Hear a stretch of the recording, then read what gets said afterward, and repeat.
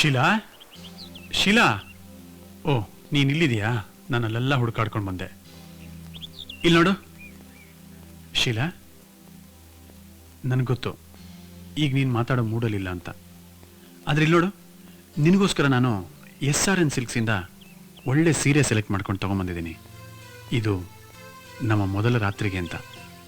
Moon ಲೈಟ್ನಲ್ಲಿ ಮಲ್ಲಿಗೆ ಹೂ ಮೂಡ್ಕೊಂಡು ಈ ಸೀರೆಯಲ್ಲಿ ನಿನ್ನನ್ನು ನೋಡ್ತಾ ಇದ್ರೆ ಅದು ಸ್ವರ್ಗ.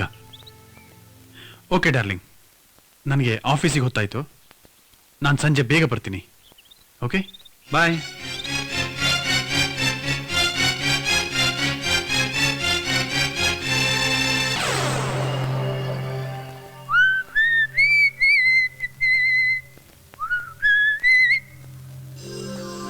ಶೀಲಾ, ಶೀಲಾ, ಶೀಲಾ, ಏನಾಯ್ತು? ಯಾಕೆ ಹೀಗೆ ಕೂತಿದ್ಯಾ? ಸೀರೆ ಉಟ್ಕೊಂತ ಬೆಳಿಗ್ಗೆ ಕೊಟ್ಟಿದ್ದೆ, ಬೆಳಿಗ್ಗೆಯಿಂದನೂ ಇಲ್ಲೇ ಕೂತಿರೋ ಹಾಗಿದೆಯಾ? ಶೀಲಾ, ಏನಾಯ್ತು? ನೋಡು, ಹಳೇದನ್ನೆಲ್ಲ ಮರ್ತ್ಬಿಡು. ಬಾ, ನಮ್ಮಿಬ್ರು ಹೊಸ ಜೀವನ ಈಗ ತಾನೇ ಶುರುವಾಗ್ತಾ ಇದೆ. ಬಾ, ಸೀರೆ ತಗೋ. ಯಾಕೆ? ಶೀಲಾ, ಶೀಲಾ, ಕೂತ್ಕೋ ಕೂತ್ಕೋ, ಸುಧಾರಿಸ್ಕೋ ಸ್ವಲ್ಪ. ಏನಾಯ್ತು? ತಲೆ ಸುತ್ತಾ ಇದೆಯಾ? ನಡಿ ಡಾಕ್ಟರ್ ಹತ್ರ ಹೋಗೋಣ ಬಾ. ಯಾಕೆ?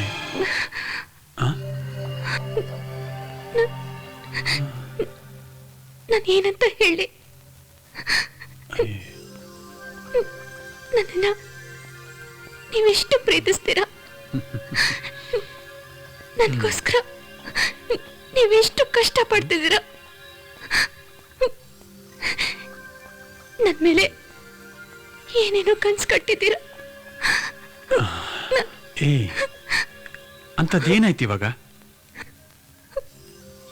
ಏನಾಗ್ಬಾರ್ದಾಗಿತ್ತು ಅದೇ ಆಗೋಯ್ತು.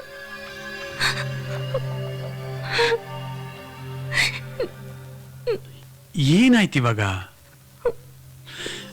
ನಾನೀಗ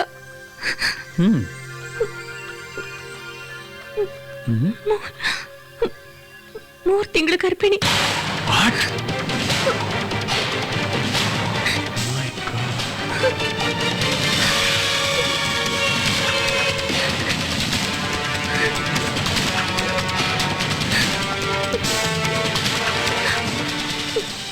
ನೀವತ್ತು ಬೆಂಗಳೂರಿಗೆ ಬಂದಿದ್ದೀನ, ಹಾಗೆ ಮಲಕ್ಕೊಂಡು ನಿಮ್ ಬಗ್ಗೆನೇ ಕನಸು ಕಾಣ್ತಿರ್ಬೇಕಾದ್ರೆ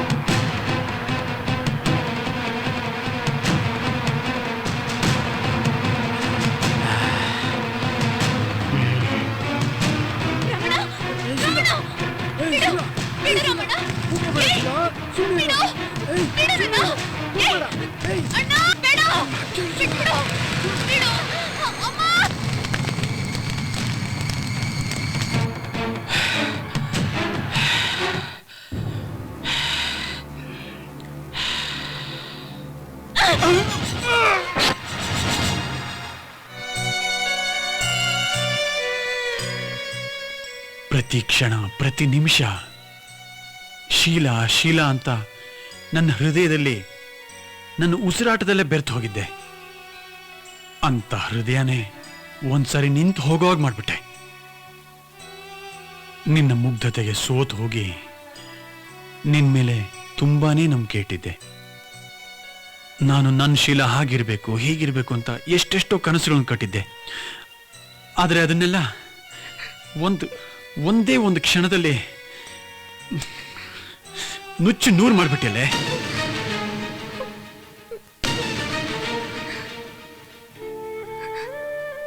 ಶೀಲ ಅಂತ ಹೆಸರಿಟ್ಕೊಂಡು ಪವಿತ್ರವಾದ ಶೀಲನೆ ಕಳ್ಕೊಂಡು ಪಾಪದ ಪಿಂಡನ ಹೊಟ್ಟೆಲ್ ಹೊತ್ಕೊಂಡು ತಾಳಿ ಕಟ್ಟಿದ ಗಂಡನ ಮುಂದೆನೆ ನಾನೀಗ 3 ತಿಂಗಳು ಗರ್ಭಿಣಿ ಅಂತ ಹೇಳಿದ್ಮೇಲೂ ಈ ಪಾಪಿ ಬದುಕಿರ್ಬೇಕೆ? ಚಿಕ್ಕ ವಯಸ್ಸಿನಿಂದ ನಿನ್ನ ನಂಬಿ ಪ್ರೀತಿಸಿ ಮದುವೆ ಆಗಿದ್ದಕ್ಕೆ ಒಳ್ಳೆ ಪ್ರತಿಫಲನೆ ಕೊಟ್ಬಿಟ್ಟೆ ಕಣೆ. ಎನಿವೆ, ಈ ಕ್ಷಣದಿಂದ ನನ್ನ ಹೃದಯದಿಂದನೇ ನಿನ್ನ ಬಹಳ ದೂರ ಕಳಿಸ್ಬಿಟ್ಟೆ ಕಣೆ.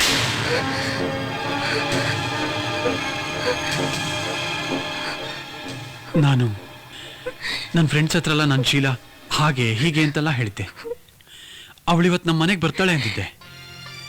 ಆದ್ರೆ ನೀನ್ ನೋಡಿದ್ರೆ ಈ ಅವತಾರದಲ್ಲಿ ಬಂದು ನಿಂತಿದ್ಯಲ್ಲ, ನಾನು ಅವ್ರ ಹತ್ರ ಯಾವ ಬಾಯಲ್ಲಿ ಹೇಳಿ? ನೋಡು, ಸಮಾಜ ದೃಷ್ಟಿಯಲ್ಲಿ ನಾವಿಬ್ರು ಗಂಡ ಹೆಂಡತಿ. ಆದ್ರೆ ನನ್ನ ದೃಷ್ಟಿಯಲ್ಲಿ ನೀನ್ ಏನೇನೂ ಅಲ್ಲ.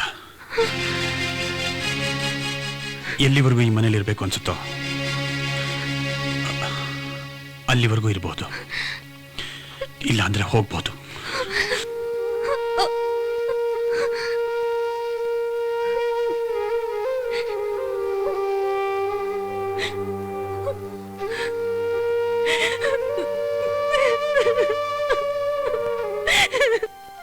ಆವತ್ತು ನಮ್ಮಿಬ್ರ ಮಧ್ಯೆ ಆವರಿಸಿದ ಕತ್ತಲು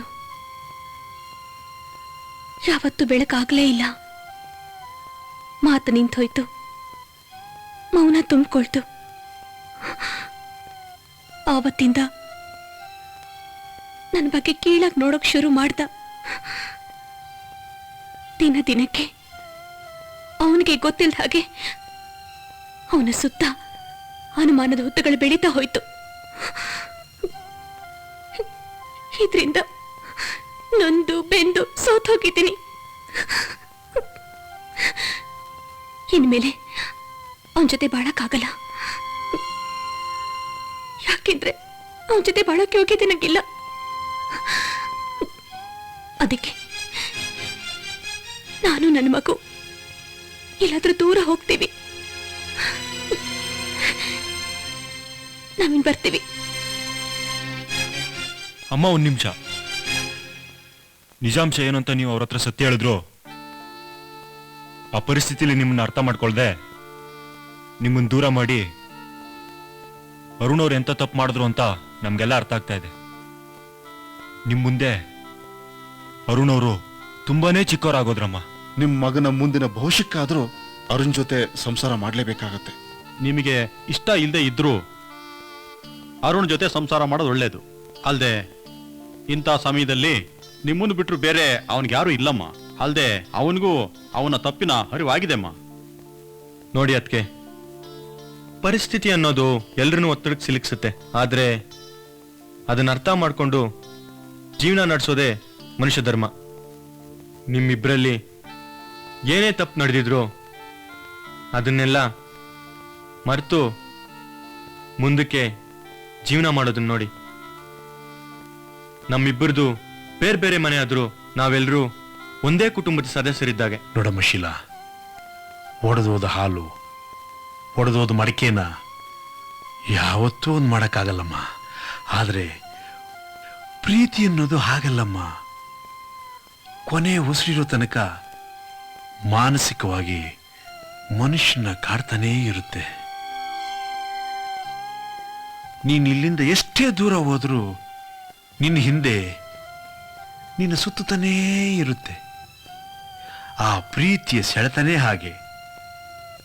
ನೀವಿಬ್ಬರು ಚಿಕ್ಕ ವಯಸ್ಸಿಂದ ಜೊತೆಯಲ್ಲೇ ಬೆಳೆದವರು, ಒಬ್ಬರನ್ನೊಬ್ಬರು ಬಿಟ್ಟಿರ್ಲಾರ್ದಷ್ಟು ಬಾಂಧವ್ಯ ಬೆಳೆಸ್ಕೊಂಡವರು.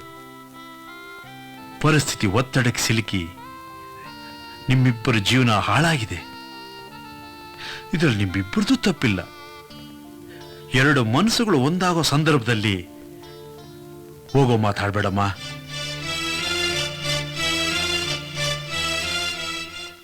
ನೀನಿನ್ನು ತಡ ಮಾಡದೆ ಸೀತಾಮಾತೆ ಶ್ರೀರಾಮನ್ ಸೇರಿದಾಗೆ, ನದಿಗಳೆಲ್ಲ ಸಾಗರ ಸೇರಿದಾಗೆ ಅರುಣ್ ಜೊತೆ ಸೇರಿ ನೀವಿಬ್ಬರು ಒಂದಾಗಿ ಜೀವನ ಮಾಡಿದ್ರೆ ಅದಕ್ಕಿಂತಲೂ ಸಂತೋಷ ನನಗೆ ಬೇರೆ ಬೇಕಾಗಿಲ್ಲಮ್ಮ. ಆನಂದ್, ಅರುಣ್ ಸರ್ ಹೇಳ್ತಾ ಇದ್ರು, ನಿನ್ನ ಶೀಲ ಸಂಬಂಧ ಎಂಥದ್ದು ಅಂತ ಅರ್ಥ ಮಾಡ್ಕೊಳ್ದೆ ನಾನೇನೇನೋ ಕೆಟ್ಟ ಅರ್ಥನ ಕಲ್ಪಿಸ್ಕೊಂಡು ನಿಮ್ಮಿಬ್ರು ಮನ್ಸು ನೋಯಿಸ್ತೆ ಅಂತ ಪಶ್ಚಾತ್ತಾಪ ಪಟ್ಟು ತುಂಬಾ ನೊಂದ್ಕೊಂಡ್ರು. ಸಾಧ್ಯ ಆದ್ರೆ ನೀವಿಬ್ರು ಕ್ಷಮಿಸ್ಬೇಕು ಅಂತ ಅರುಣ್ ಸರ್ ಕೇಳ್ಕೊಂಡಿದ್ದಾರೆ. ನೋಡಮ್ಮ ಶೀಲಾ, ನಾವೆಲ್ಲ ಇಷ್ಟು ಹೇಳ್ತಾ ಇದ್ರು ಸಹಿತ ನೀನು ಸುಮ್ಮನೆ ಇರೋದ್ರಲ್ಲಿ ಅರ್ಥ ಇಲ್ಲಮ್ಮ. ಒಟ್ಟಾರೆ ನಮ್ಮೆಲ್ಲರ ಉದ್ದೇಶ ಒಂದೇನಮ್ಮ. ನೀನು ಅರುಣ್ ಜೊತೆ ಸೇರಿ ಬೇರೆ ಆಲೋಚನೆ ಮಾಡದೆ ಸಂಸಾರ ಮಾಡಬೇಕು ಅನ್ನೋದೇ ನಮ್ಮೆಲ್ಲರ ಆಸೆ. ಮಗುವಿನ ಭವಿಷ್ಯಕ್ಕೋಸ್ಕರ ಆದ್ರೂ ನೀನು ಅರುಣ್ ಜೊತೆ ಸೇರಿ ಸಂಸಾರ ಮಾಡಲೇಬೇಕಮ್ಮ. ಶೀಲಾ, ನಿನ್ನ ತಂದೆ ಸ್ಥಾನದಲ್ಲಿ ನಿಂತು ನಾನು ಅರುಣ್ ಜೊತೆ ಸೇರಿಸ್ತೀನಿ. ನಡಿಯಮ್ಮ, ನಡಿಯಮ್ಮ, ಹೋಗೋಣ. ಅಯ್ಯೋ ನಡಿಯಮ್ಮ.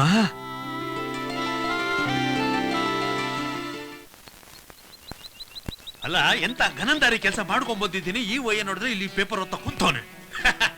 ವರದರಾಜಣ್ಣ, ನಿನ್ ಹಿಡ್ಕೊಂಡು ಮನೆ ತಕೋದೆ, ಅಲ್ಲಿಲ್ಲ, ಊರೆಲ್ಲ ಹುಡುಕ್ದೆ, ಅಲ್ಲೂ ಇಲ್ಲ. ನೀನ್ ಇಲ್ಲೇ ಇರ್ತಿದ್ರೆ ಚೆನ್ನಾಗ್ ಗೊತ್ತಿತ್ತು. ಏನಪ್ಪ ಮುತ್ತಣ್ಣ, ನೀನ್ ಬಂದಿದ್ಯಾ ಅಂದ್ಮೇಲೆ ಏನಾದ್ರೂ ವಿಶೇಷ ಇರ್ಲೇಬೇಕು. ಏನ್ ಸಮಾಚಾರ? ಅದೇ ವರದಣ್ಣ, ಶೀಲಾ ಅರುಣನ್ನು ಒಂದ್ ಮಾಡಿ ಮನೆ ಕರ್ಕೊಂಡ್ ಬಂದಿದ್ದೀನಿ. ಮನೆಯವ್ರ ಕಂಡ್ರೆ ಗೌರವ ಇಲ್ಲಿರೋರ್ನ ನೀನ್ ಯಾಕೋ ಕರ್ಕೊಂಡ್ ಬಂದೆ? ಹಂಗಲ್ಲಣ್ಣ, ನಮ್ ಹುಡುಗನ್ನ ನಮ್ ಮನೆಯಿಂದ ಯಾರು ಇಲ್ದಿರೋ ಅನಾಥನ್ ತರ ಹೊರಗಡೆ ಹಾಕ್ಬಿಟ್ರೆ ಊರಿನ ಜನ ಏನಣ್ಣ ತಿಳ್ಕೊಂತಾರೆ. ಮಾಡಿರೋ ತಪ್ಪನ್ನ ಹೊಟ್ಟೆ ಒಳಗೆ ಹಾಕೊಂಡು ಕ್ಷಮಿಸ್ಬೇಡ. ಅದು ಹೋಗ್ಲಿ, ನನ್ನೇನ್ ಮಾಡ್ಬೇಕು ಅಂತೀಯ? ಆವತ್ತು ನೀವು ನಾವು ಶೇರ್ ಮಾಡ್ಬೇಕಾದಂತ ಶುಭ ಕಾರ್ಯನ ಇವತ್ತು ನಾವೆಲ್ಲರೂ ಶೇರ್ ಮಾಡೋಣ, ಏನಂತೇಣ? ಸರಿ, ಬಂದಿರೋ ಸೊಸೆನ ಗೌರವಾಗಿ ಮನೇಲಿರೋ ಕೇಳಿ ಆ ಬಡ್ಡಿ ಮಗನ್ನ ಎಲ್ಲಾರ ಓಡ್ಸಿ ಹಾಳಾಗೋಗ್ಲಿ. ಕಟ್ಕೊಂಡಿರೋ ಹೆಂಡತಿನ ಸಾಕೋಕಾಗ್ದೇ ಇರೋನು ಅವನೊಬ್ಬ ಗಂಡ್ಸ ಮೊಟ್ಟಾಳಂತಂದು ಹೋಗ್ಲಿ ಬಿಡೋಣ. ಮತ್ತಿನ್ನೇನಯ್ಯ? ಅಣ್ಣ, ಮಕ್ಕಳು ಅಂದ್ಮೇಲೆ ತಪ್ಪು ಮಾಡೋ ಸಹಜ. ಅವ್ರನ್ನ ಕ್ಷಮಿಸಿ ಅವ್ರನ್ನ ಸರಿ ದಾರಿ ತರೋದು ನಮ್ ಕರ್ತವ್ಯ ಅಲ್ವೇಣ? ಸರಿ, ಅದಿರ್ಲಿ, ನನ್ನೇನ್ ಮಾಡ್ಬೇಕು ಅಂತೀಯ? ಅಣ್ಣ, ಅರುಣು ಮೊದಲ ತರ ಇಲ್ಲ. ಮದುವೆ ಮಾಡ್ಕೊಂಡಾದ್ಮೇಲೆ ಜವಾಬ್ದಾರಿ ಎಗ್ಲೇರಿದೆ. ಹಂಗಾಗಿ ಮಗನ್ನು ಸಸ್ಯನ ಮನೆ ಸೇರ್ಸ್ಕೊಂಬೋಣ. ಸರಿಯಪ್ಪ, ಇನ್ಮೇಲಾದ್ರೂ ಅವ್ನು ಸರಿ ಹೋಗೋದಾದ್ರೆ ಎಲ್ರಿಗಿಂತ ಹೆಚ್ಚಾಗಿ ನಾನ್ ಖುಷಿ ಪಡ್ತೀನಪ್ಪ. ಅಣ್ಣ, ಹಾಗಾದ್ರೆ ಈಗ ಹನಿಮೂನ್ಗೆ ಹೋಗೋದಿಕ್ಕೆ ಊಟಿಗೆಲ್ಲ ವ್ಯವಸ್ಥೆ ಮಾಡ್ಬಿಡ್ಲ ಅಣ್ಣ? ಆಯ್ತು, ಹೇಳ್ಬಿಡಪ್ಪ. ಹಂಗೇನೆ SRN ಬಟ್ಟೆ ಅಂಗಡಿಗೆ ಹೋಗಿ ನಮ್ಮೆಲ್ರಿಗೂ ಬಟ್ಟೆ ತರ ಕೇಳ್ಬಿಡಪ್ಪ. ಅವ್ರಿಬ್ಬರನ್ನು ಕಳ್ಸು. ಆಯ್ತಣ್ಣ, ನಗನಗ್ತಾ ಹೋಗ್ ಬರ್ಲಿ. ಸರಿ ಅಣ್ಣ. ನೀನ್ ಜವಾಬ್ದಾರಿ ತಗೊಂಡಿದ್ಯಾ ಅಂದ್ಮೇಲೆ ಎಲ್ಲಾ ಕಾರ್ಯವೂ ಸುಸೂತ್ರವಾಗಿ ನಡೀತದೆ ಅನ್ನೋ ಧೈರ್ಯ ನಂಗೈತೆ. ಸರಿ ಅಣ್ಣ, ಬರ್ಲಣ್ಣ? ಆಯ್ತಪ್ಪ, ಹೋಗ್ಬಾ. ಆಯ್ತಣ್ಣ, ಬರ್ತೀನಿ. ಬೇಗ ಬಂದ್ಬೇಡ.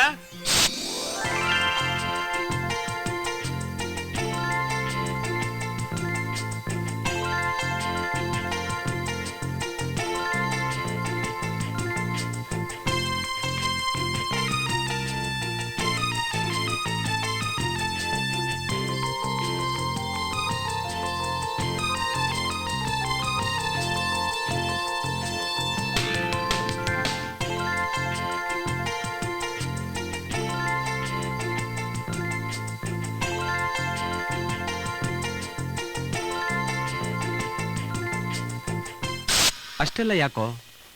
ನನ್ನ ಕ್ಲೋಸ್ ಫ್ರೆಂಡ್, ನನ್ನ ಆತ್ಮೀಯ ಗೆಳೆಯ ರಂಜನ್ ಒಬ್ಳು ಏಡ್ಸ್ ಪೇಷಂಟ್ಗೆ, ಒಂದು ವಿಧವೆಗೆ, ಒಂದು ಮಗುವಿನ ತಾಯಿಗೆ ಬಾಳ್ಕೊಟ್ಟಿದ್ದಾನೆ ಕಣ. ರಿಪ್ಲೈ ಮಾಡ್ತಾನೆ ಇಲ್ಲ. ಪುನೀತ್ ಬರ್ತಾ ಇದ್ದಾನೆ ನೋಡೆ. ಹಾಯ್ ಪುನೀತ್.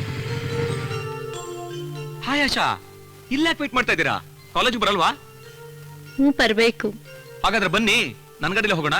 ಅದಕ್ಕಿಂತ ಮುಂಚೆ ಒಂದು ಮುಖ್ಯವಾದ ವಿಷಯನ ನಿನ್ ಜೊತೆ ನಾನು ಚರ್ಚಿಸ್ಬೇಕು. ಹೌದಾ? ಏನಪ್ಪ ಅದು? ಅಂತ ಗನಂದಾರಿ ವಿಷಯ? ಅದೇನೋ ಹೇಳ್ತಾರಲ್ಲ, ಬೆಕ್ಕಗೆ ಚೆಲ್ಲಾಟ ಆದ್ರೆ ಇಲಿಗೆ ಪ್ರಾಣ ಸಂಕಟ ಅಂದ ಹಾಗೆ ನಾನ್ ನಿನ್ ದೃಷ್ಟಿಲಿ ಒಂದ್ ತಮಾಷೆ ಗೊಂಬೆ ಆಗ್ಬಿಟ್ಟಿದ್ದೀನಲ್ಲ. ಸರಿಯಮ್ಮ ತಾಯಿ, ನಾನ್ ಬೆಕ್ಕಾಗೋದು ಬೇಡ, ನೀನ್ ಇಲಿ ಆಗೋದು ಬೇಡ. ಜೀವನ್ ಪೂರ್ತಿ ನನ್ನ ಗೆಳೆಯ ರಂಜನ್ಗೂ ನೀನು ಹೊಟ್ಟೆಲುಟ್ಟೋ ಮಕ್ಕಳಿಗೂ ಪ್ರೀತಿಯ ತಾಯಿಯಾಗಿ ಒಳ್ಳೆ ಸತಿಯಾಗಿ ನನಗ್ ಮಾತ್ರ ಒಳ್ಳೆ ಹಿತೈಷಿ ಆಗಿರೋ ಅಷ್ಟೇ ಸಾಕು. ಮುದ್ದಿನ ಸತಿಯಾಗಿರ್ತೀನಿ, ಆದ್ರೆ ನಿನ್ ಗೆಳೆಯನ್ಗಲ್ಲ, ನಮ್ ಸೋದರತ್ತೆ ಮಗನ್ಗೆ. Are you joking? I am not joking, I am talking with seriously. ಓ, ಹಾಗಿದ್ಮೇಲೆ ಯೋಚನೆ ಮಾಡ್ಬೇಕಾದ ವಿಷಯನೇ. ಆಯ್ತಮ್ಮ ಗೆಳತಿ, ಅದೇನ್ ವಿಷಯ ಅಂತ ಹೇಳು. ನೋಡ್ ಪುನೀತ್, ನಿನ್ ಗೆಳೆಯ ನನ್ ಗೆಳತಿ ಮನ್ಸಲ್ಲಿ ಹೃದಯದಲ್ಲಿ ಬೆರ್ತೋ ಬಿಟ್ಟಿದ್ದಾನೆ. ಓ ಹೋಲ್ಡ್ ಆನ್ ಒಂದ್ ನಿಮಿಷ, ವೇಟ್.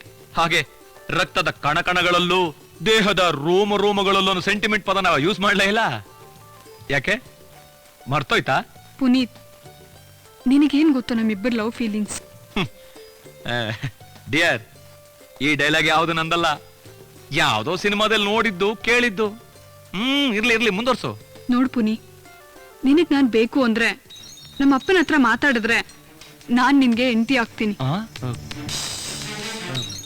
ಇಲ್ಲ ಅಂದ್ರೆ ಯಾವನ್ಗೋ ತಲೆ ಮಾಸ್ತವನ್ಗೆ ನಮ್ಮ ಅಪ್ಪ ಗಂಟಾಕ್ಬಿಡ್ತಾರೆ ಅಂತ ಹೋಗಿ ನಿನ್ ಗೆಳೆಯನ್ಗೆ ಹೇಳು. ಯಾಕಂದ್ರೆ ಅವನ್ಗೆ ನಿನ್ ಮಾತಂದ್ರೆ ವೇದವಾಕ್ಯ. ಇಲ್ಲ ಆಶಾ, ಹಾಗಾಗೋದಿಕ್ ನಾನ್ ಬಿಡಲ್ಲ. ನಾಳೆನೆ ರಂಜನ್ ತಾಯಿನ ಕರ್ಸಿ, ಹಾಗೆ ಊರಿನ ಮುಖ್ಯಸ್ಥರಾದ ನಮ್ ದೊಡ್ಡಪ್ಪನ ಮನೆಗೆ ನಿಮ್ ತಂದೆನ ಕರ್ಸಿ ವಿಷಯ ಮಾತಾಡ್ತೀನಿ. ಸರಿನಾ? ಓಕೆ, ಸರಿ. ಮತ್ತೆ ಬಂದ್ ಗಾಡಿ ಹತ್ತು ನಾವು ಕಾಲೇಜ್ಗೆ ಹೋಗೋಣ ಅಂತ ಮಾತ್ರ ನಾನು ಹೇಳಲ್ಲ. ನನಗ್ ಗೊತ್ತು ರಂಜನ್ ಇನ್ ಸ್ವಲ್ಪ ಹೊತ್ತಲ್ಲಿ ಇಲ್ಲಿಗೆ ಬರ್ತಾನೆ, ಅವನ ಜೊತೆ ನೀನ್ ಡ್ಯೂಯೇಟ್ ಆಡ್ಬೇಕು ಅಂತ. ನೀನೇ ನಮ್ಮ ಶಿವಪೂಜೆಯಲ್ಲಿ ಕರಡಿ ಬಿಟ್ಟಂಗೆ ಇರಿಬ್ರು ಮಧ್ಯೆ ಬಂದ್ ಗಾಡಿ ಹತ್ತು ಬಾ. ಸರಿ ಕಣೆ, ಅವ್ನು ಹೇಳಿದ್ದು ಕರೆಕ್ಟ್. ನೀವಿಬ್ರು ಯಾವಾಗ್ಲಾದ್ರೂ ಬನ್ನಿ. ಸರಿ, ನಾ ಬರ್ಲಾ?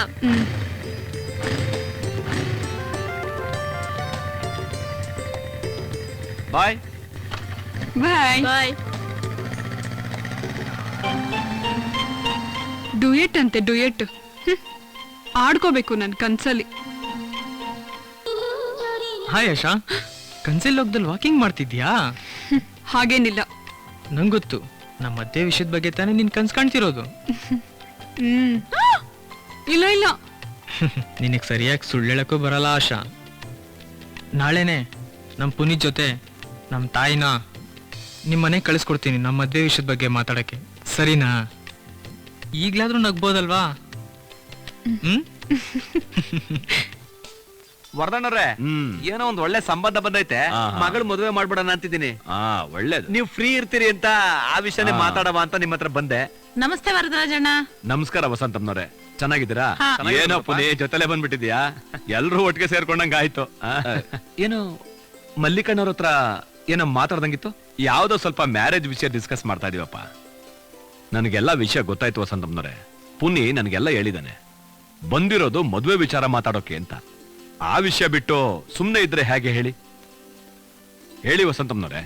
ದೊಡ್ಡಪ್ಪ, ವಿಷಯ ಏನು ಅಂದ್ರೆ, ಇವ್ರ ಮಗ ರಂಜನ್ನು ಅವ್ರ ಮಗಳು ಆಶಾ ಒಬ್ಬರನ್ನೊಬ್ರು ತುಂಬಾ ಇಷ್ಟಪಟ್ಟಿದ್ದಾರೆ. ಹೇಳ್ದೆ ಅಲ್ಲಪ್ಪ, ಇವ್ರಿಗೂ ಕೂಡ ಹುಡುಗಿ ಒಪ್ಪಿಗೆ ಆಗಿದ್ದಾಳೆ. ಅದಕ್ಕೆ ಸೊಸೆ ಮಾಡ್ಕೊಡಿ ಅಂತ ಕೇಳಕ್ ಬಂದಿದ್ದಾರೆ. ನೋಡಿ, ಈ ಮದುವೆ ಸಾಧ್ಯ ಇಲ್ಲ, ಅವಳಿಗೆ ಬೇರೆ ಕಡೆ ಸಂಬಂಧ ಬಂದಿದೆ. ಹಾಗಲ್ಲ ಮಲ್ಲಿಕಣ್ಣ, ಚಿಕ್ಕ ಹುಡುಗನಿಂದ ನಿಮ್ ಹುಡುಗಿನ ನಮ್ಮ ಹುಡುಗ ಪ್ರೀತಿಸ್ತಾ ಇದ್ದಾನೆ. ಈಗ ಆಗಲ್ಲ ಅಂದ್ರೆ ಹೇಗೆ ಮಲ್ಲಿಕಣ್ಣ? ನೋಡಿ, ಅವೆಲ್ಲ ಹೇಳಕ್ ಆಗಲ್ಲ. ಅವಳಿಗೆ ಒಳ್ಳೆ ಸಂಬಂಧ ಬಂದಿದೆ ಅಂತ ಹೇಳದ್ನೋ ಇಲ್ವಾ? ನೋಡಿ ವರ್ಧಣ್ಣ, ಮಲ್ಲಿಕಣ್ಣ ಅವ್ರು ಹೇಗ್ ಮಾತಾಡ್ತಿದ್ದಾರೆ. ಆಂಟಿ, ಚಿಕ್ಕ ಚಿಕ್ಕ ವಿಷಯ ಎಲ್ಲ ದೊಡ್ಡ ವಿಷಯ ಮಾಡ್ಕೊಳಕ್ ಹೋಗ್ಬೇಡಿ. ನಮ್ ರಂಜನ್ ಏನ್ ಕೂಡನ ಹಾಗಲ್ಲಪ್ಪ.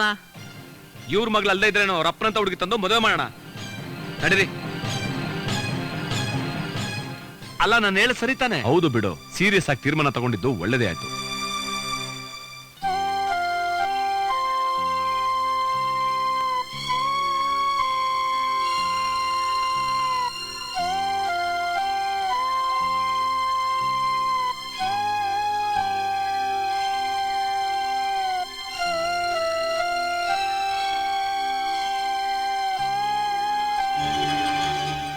ಅಲ್ಲ ಕಣಮಲ್ಲಿ, ನಿನ್ ತಂಗಿ ಮಗನಿಗೆ ನಿನ್ ಮಗಳು ಕೊಟ್ಟು ಮದುವೆ ಮಾಡಿದೆ.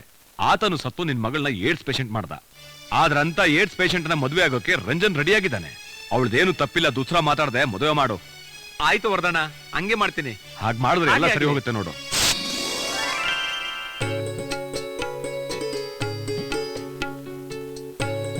ಆ ಮಗುನ ಯಾರು ನೋಡ್ಕೋತಾರೆ?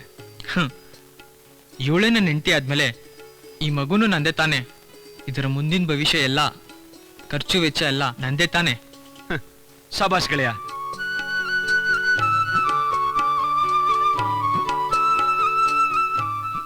ಆಂಟಿ, ರಂಜನ್ ಮಾಡಿರೋದು ಸಾಮಾನ್ಯವಾದ ಕೆಲಸ ಅಲ್ಲ ಆಂಟಿ. ನೇತಾಜಿ ಸುಭಾಷ್ ಚಂದ್ರ ಬೋಸ್, ಗಾಂಧೀಜಿ ತರ ದೇಶಭಕ್ತ ಅಲ್ಲದೇ ಇದ್ರು ಕೂಡ ಇದು ಒಂಥರ ಸಮಸ್ಯೆವೇನೆ. ಇಂಥವ್ರಿಗೆ ಬಾಳ್ಕೊಟ್ಟು ನಮ್ಮಂತ ಯುವಕರಿಗೆ, ಸಮಾಜಕ್ಕೆ ಮಾದರಿಯಾಗಿದ್ದಾನೆ. ಹೆಣ್ಣನ್ನ ಗೌರವಿಸೋದ್ ಕಲ್ತ್ಕೊಡ್ರು. ಅವನಲ್ಲಿ ನೀನಲ್ಲಿ.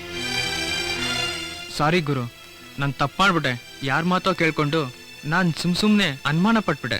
ದಯವಿಟ್ಟು ನನ್ನ ಕ್ಷಮಿಸ್ಬಿಡು ರಾಜೇಶ್ವರಿ. ಬರ್ತೀವಿ ಗುರು.